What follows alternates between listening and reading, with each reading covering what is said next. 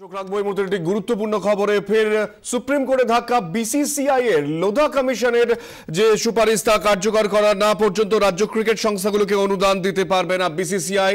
আজ ফের একবার জানিয়ে দিল সুপ্রিম কোর্ট। এ বিষয়ে আমরা কথা বলবো, আমাদের প্রতিনিধি দীপ্তিময় বসাক আমাদের সঙ্গে রয়েছেন। দীপ্তিময়, সুপ্রিম কোর্টের এই রায়ের পর অনুরাগ ঠাকুরদের কাছে অন্য কোনো অপশন কি রইল সুপারিশ কার্যকর করা ছাড়া?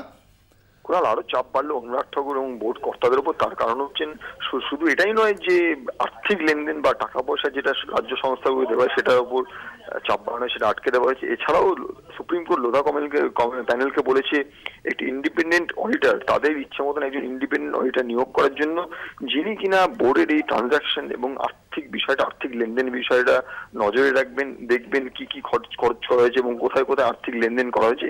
এছাড়াও 2 সপ্তাহের মধ্যে অনুরাগ ঠাকুরকে হলফনামা পেশ করতে বলা হয়েছে, এফিডেভিট পেশ করতে বলা হয়েছে এবং একই সঙ্গে 5ই ডিসেম্বর এই মামলার এই রায়ের পরবর্তী শুনানি হবে, যেখানে কিন্তু চূড়ান্ত রায় দিতে পারে সুপ্রিম কোর্ট। যার ফলে কিন্তু যে চাপটা ছিল বোর্ডের ওপর, সেই চাপ কিন্তু আজকের এই রায়ের পরে, আজকের এই সুপ্রিম কোর্টের রায়ের পরে আরো কিছুটা বাড়লো বোর্ডের ওপর। দীপ্তিময়, ধন্যবাদ। দীপ্তিময় বসাক আমাদের প্রতিনিধি টেলিফোনে আমাদের সঙ্গে ছিলেন।